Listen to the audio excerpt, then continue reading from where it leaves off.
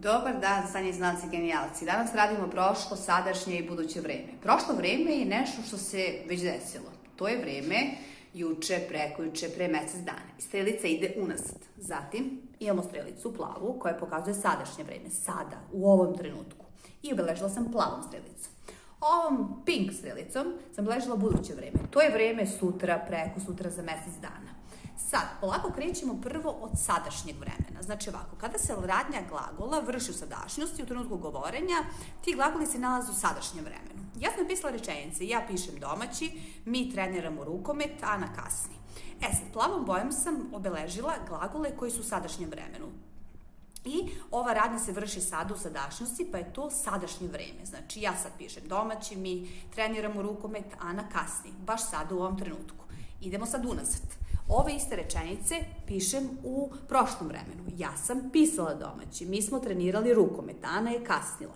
I obeležila sam ih narančastom bojom kao što vidite.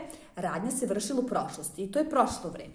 Zatim postoji buduće vreme od ovih istih rečenica. Znači, kada se radnja glagola tik vrši u budućnosti, posle glagola govorenja, ti glagoli se nalaze u budućem vremenu.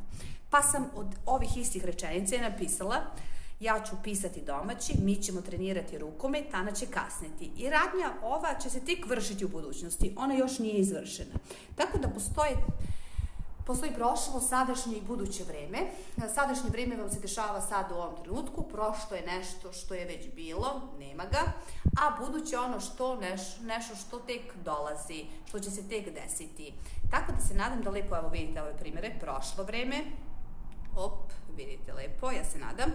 Pa imamo ovo sadašnje, čekajte ovako, malo mi se ovo ispomeralo. I imamo buduće vreme. Prepišite lekciju, naučite i onda idemo vežbanje. Naravno mora primjena. Bez primjene ništa, nema rezultata. Prijatno!